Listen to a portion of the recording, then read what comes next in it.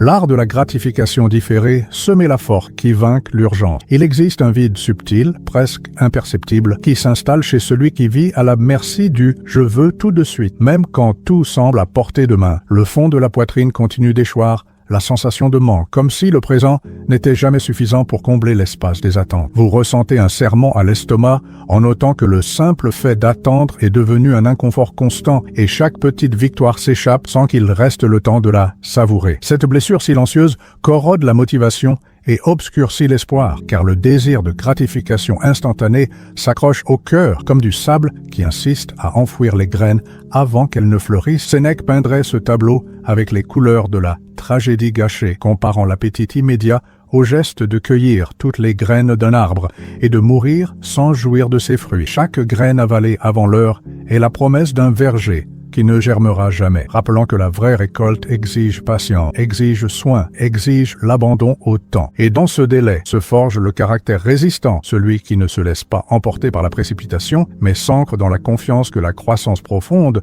ne se produit que lorsque les racines trouvent un sol ferme. Épictète murmure de sa voix patiente que ce n'est pas la récompense en elle-même, mais le caractère forge dans l'attente qui importe. Dans ce polissage silencieux, le retard révèle notre fibre intime. Il expose à quel point nous sommes capables de supporter la tension du non immédiat, de cultiver notre propre âme pendant que le fruit mûrit sous le soleil invisible de la persévérance. Et maintenant, en sentant cette convocation intérieure résonner dans votre corps, quel élan urgent avez-vous besoin d'apprendre à parfumer avec le temps? L'occasion se présente de reconnaître que le plus grand acte de courage n'est pas d'accélérer l'horloge, mais de faire confiance à l'art patient de semer aujourd'hui pour récolter demain. 1. La douleur invisible du pour hier. Il y a un étouffement silencieux qui se loge dans la poitrine de celui qui vit sous le poids du pour hier, comme si chaque seconde ralentie était un pas de plus vers l'échec. Vous sentez votre cœur se serrer lorsque vous réalisez que la liste des tâches croît plus vite que votre souffle pour les affronter et, à chaque notification, une ondulation d'anxiété parcourt votre colonne vertébrale, vous rappelant que le temps s'écoule au-delà de votre volonté. Ce rythme frénétique corrode le plaisir de chaque conquête, car tout semble exiger une vitesse extrême,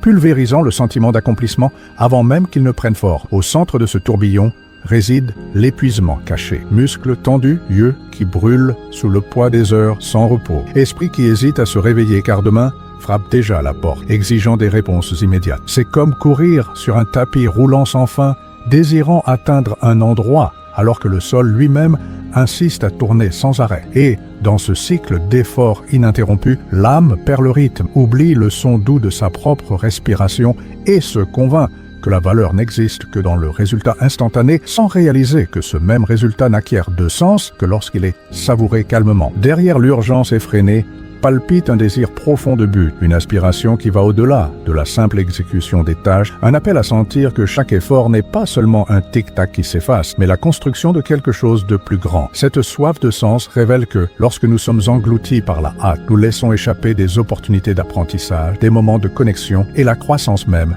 qui naît de l'attente patiente. Et en reconnaissant cette soif, vous trouvez le point de départ pour rompre le cercle vicieux du pour hier et retrouver la valeur de planter chaque geste avec attention. Le stoïcisme nous rappelle que la vertu ne se manifeste pas dans un sprint, mais dans la constance de la culture quotidienne. Tout comme la plantation qui s'élève avec de petits soins répétés, la gratification différée exige de la cohérence, exige de la présence, exige de l'affection envers le processus lui-même. En déplaçant le regard de l'horloge vers le sol où sont plantées les actions, vous découvrez que l'urgence perd le pouvoir d'asservir, faisant place à une motivation sereine qui s'épanouit au bon moment, apportant la saveur authentique d'une récolte bien construite. 2. Le stoïcien mal compris. La patience n'est pas l'inertie. Certains confondent l'art d'attendre avec l'acte de ne rien faire, comme si la patience était synonyme d'immobilisme, gelant la volonté d'agir sous le regard de l'inaction. Vous sentez un poids sur la poitrine en observant les mois passés, tandis qu'un projet personnel persiste à rester sur le papier, et vous concluez qu'attendre est un fardeau qui paralyse, alors qu'en réalité,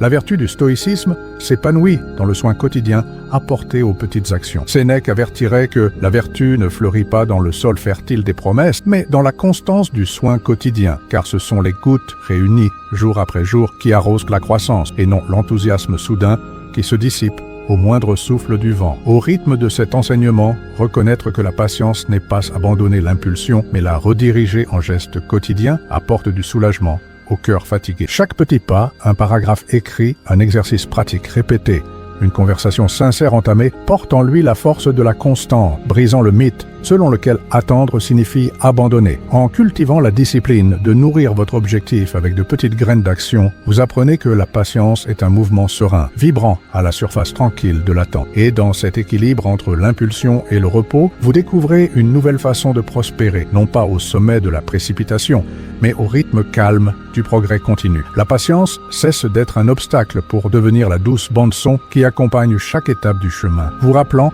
que la vraie récolte naît de la culture patiente, où chaque moment d'attente renforce la racine de votre rêve. 3. Quand le désir devient un piège émotionnel. À un certain moment, le désir de récompense immédiate se transfigure en piège émotionnel, car l'esprit, anxieux de soulagement, abandonne le projet grandiose au profit de petites victoires qui clignotent comme des appâts à l'horizon numérique. Vous commencez un cours avec enthousiasme et, devant la première difficulté, vous sautez sur une autre promesse d'apprentissage rapide. Au lieu de persévérer dans la culture patiente, vous cédez à l'urgence d'accomplir des tâches moindres, répondre aux messages, faire défiler le feed, changer de série, comme celui qui cherche du sucre pour étancher sa soif, pour découvrir seulement que le sucre ne satisfait pas la soif profonde du but. Cette course incessante après des miettes de plaisir transforme chaque jour en fragments dispersés, rongeant le fil conducteur qui donne du sens à long terme. L'anxiété qui naît de ce schéma se manifeste dans le corps par un nœud à l'estomac, des palpitations accélérées sans cause apparente et une inquiétude qui empêche l'esprit de se reposer, car il sait que, au lieu d'arroser l'arbre que vous plantez, vous avez arraché des feuilles et des branches en quête de fleurs instantanées. Lorsque vous cédez à la tentation de reporter un effort durable pour des distractions rapides, vous renforcez la croyance que la vraie croissance est inatteignable, et cela génère une double frustration, celle de ne pas créer de racines et celle de vous blâmer de ne pas soutenir votre propre rêve. Et maintenant, une question incisive résonne. Avez-vous fui l'inconfort de la croissance par peur d'affronter le délai que tout processus profond exige? À cet instant de transparence, vous trouvez l'opportunité d'interrompre le cycle et de rediriger votre désir vers le terrain fertile du long terme, reprenant le rythme tranquille de la gratification différée qui, bien qu'elle exige de la patience, construit des fruits durables et véritable. 4. Rituel stoïcien, le marqueur de progrès invisible. Au lever de chaque matin, tenez un simple carnet et écrivez une seule ligne, le petit progrès d'hier, qui, bien que passé inaperçu, a changé quelque chose en vous. Cela peut être une attitude calme face à une nouvelle difficile, le moment où vous avez choisi de continuer malgré la fatigue ou le mot gentil que vous avez offert à quelqu'un, des jalons internes qui n'apparaissent pas dans des résultats spectaculaires, mais qui renforcent votre fibre intime. Ce geste d'enregistrement agit comme une encre discrète, vous rappelant que le voyage ne se mesure pas seulement en grands bonds, mais aussi en étapes presque imperceptibles qui, accumulées, forment une échelle solide. Dans le tourbillon des tâches et des échéances, ce marqueur invisible réduit le découragement en rétablissant la perception d'un progrès constant. En feuilletant les pages du carnet, vous retrouvez une trace de petites victoires que vous avez tissées sans le savoir, renforçant la conviction que chaque effort, aussi minime soit-il, est un fertilisant pour le sol intérieur. Et, dans la nuit qui suit le jour de culture, revenez sur l'enregistrement, relisez les lignes écrites à la douce lumière de la lune ou de la lampe de chevet, et sentez la chaleur de la gratitude fleurir dans votre poitrine, confirmant que la patience quotidienne est sculpteur de caractère, taillant l'âme avec respect pour le processus lent. Ce rituel nocturne clôt le cycle de la journée par un chant d'espoir, réalignant votre attention sur un objectif plus grand et préparant votre esprit à de nouvelles plantations. Lorsque les nuages de doute menaceront d'obscurcir l'horizon, il suffira d'ouvrir le carnet et de contempler le registre invisible des progrès, qui, ensemble, forment le pont vers la récolte tardive. C'est ainsi que, sans hâte, vous renforcez les muscles de la patience et découvrez que le véritable art de la gratification différée naît de la constance des petits pas, marqués et célébrés en silence. 5. Métaphore révélatrice. La source qui retient le fleuve. Imaginez un fleuve serein qui coule librement jusqu'à rencontrer une digue cachée sous la terre, où ses eaux s'accumulent en silence, formant une source possible d'énergie pure. Lorsque la vanne s'ouvre, le jet concentré fait tourner des turbines et déplace des machines avec une force qui ne surgirait jamais du courant dispersé du lit. Tel est le pouvoir de la gratification différée. En retenant nos impulsions, nous stockons de l'énergie interne qui, au bon moment, se convertit en une impulsion concentrée, capable de générer des résultats solides et durables, au lieu de se diluer dans la précipitation du moment présent. Lorsque, rassasié par l'immédiat, le fleuve de nos désirs tend à s'épuiser, ne laissant que des filets de satisfaction qui sèchent rapidement sous le soleil de la routine. Mais lorsque nous cultivons l'art d'attendre,